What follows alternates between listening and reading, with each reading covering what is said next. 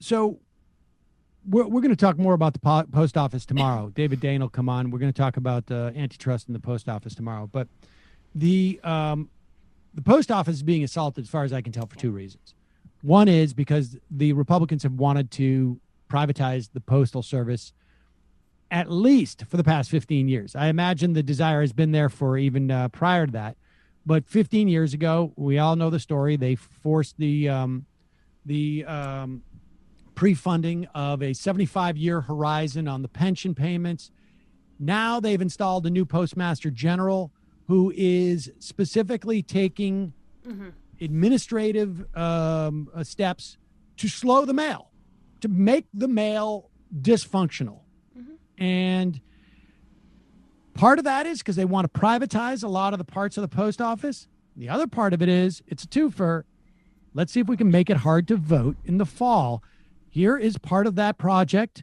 Mike Pence, the vice president, coming out and trying to say the distinction between the security involved in an absentee ballot, which is mailed in through the mail or dropped off at the county commissioner voting place or wherever it is, and a mail-in ballot, which is mailed in through the mail or dropped off at the county election commission, wherever that is.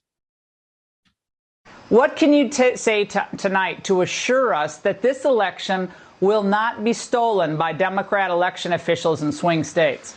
Well, look, the president made it very clear, whether it's the power grab in Nevada that the president or the governor of Nevada was signing that allowed not only for universal mail-in ballots, but also vote harvesting, as it's called. We're headed to the courts. Look, the right to vote, the one person, one vote right, is at the very center of our democracy. And the president's made it very clear that we're not going to stand idly by while you see, Democrat states and Democrat governors use the backdrop of the coronavirus to send millions of ballots all across their states and all across this country. Let's be clear, though, Laura, absentee balloting is perfectly acceptable. You have to apply for an absentee ballot. Signatures are checked. It's confirmed. It has a long tradition. And we want to encourage any American that is not able to go to the polling place for any reason to apply for an absentee ballot today. But this universal mail-in voting where you're going to see literally ballots showered all across the state, it is ripe for fraud, and we are headed straight to the courts to put a stop to it. What? You have to sign a vote by mail? Yes. There's a signature on a vote by mail. In fact, it's the exact same process. Yes, you have to match it with the voter ID. That way, because in New York, for instance, they gave you a later option to do it in person. And so they had to choose, okay, we have to look and see, because in some cases, some people did mail it in, and then they decided to go in and vote in person. And so they had to sign off on which one they decided to use, and then they chose one. But here's the thing, is that we're getting caught up in the sort of the red herring. It is not, they did not outline a single even theory as to how you would cheat in that and not get caught. Right. I mean, people could try and cheat, but they're going to get caught. But, this is like the idea that Bill Barr was saying, foreign powers could come in and abuse the mail-in ballot system because somehow they would know who's not voting. Right. And they would vote for those people in a ballot that they have. There is no theory about how this happens in any concerted way. But what they're doing, and there's Pence participating in this, they are setting the groundwork. This is what they're doing, is they're setting the predicate for the election was fraudulent. Totally. It did not, people are saying Joe Biden won. He did not win. That's what they're doing. Now, I don't know if they'll need it. Hopefully they do need that.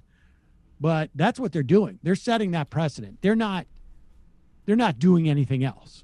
Well, I mean, a couple things that stand out to me are they're basically saying that vote by mail does not help Republicans at all, which is just incredibly false. Like any electoral expert says there is no chance of quote unquote more electoral shenanigans with vote by mail. In fact, it's actually more accurate because you don't have these stupid voting machines, which the majority of them are owned by Republicans. There's like 3 Republican interests owning these voting machines. The former secretary, the former chair of the Bush election in Ohio owned, I can't remember what the name of it was, but check out this. Now, just as Pence is doing this last night, there was a story, I think it was in the Post yesterday, that down ballot Republicans are now worried about what Trump is saying out there about the absentee thing.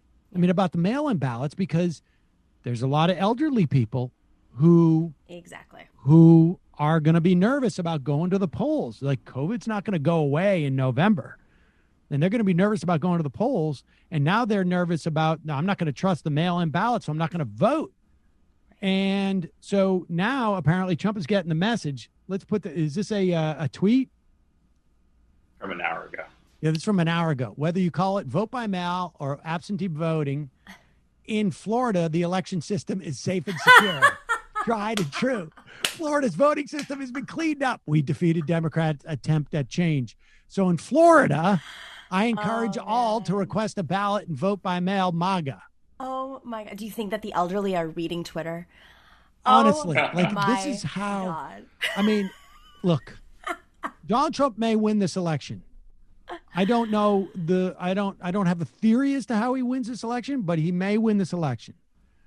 Yeah. But there is no way to look at what's going on now, at least in terms of what Donald Trump is involved in, and say there is a rationale behind this. This is pure panic. Yep. This is somebody saying, like, someone just got into his ear and said, this whole mail-in ballot thing is going to hurt you in states where there's elderly voters, like Florida. Right. And he's like, what? Why didn't anybody tell me this? I've got this. I've got this. Don't worry. I've got it. I know just how to phrase this. I know how to do it. Look, get me that graph. Bring the graph. The graph. Oh my God. Well, and the crazy thing about this, we interviewed the president of the Postal Workers Union, and it was a fantastic interview. But this is the most popular government agency by far, like bipartisan. Everybody loves the Postal Service. It's just it doesn't line up to any polls. It's just so explicitly, politically motivated and financially motivated that. I mean, I think that they're going to have to do some massive organizing around it because it is so popular. Something's going to happen with the post office, without a doubt. Without a doubt.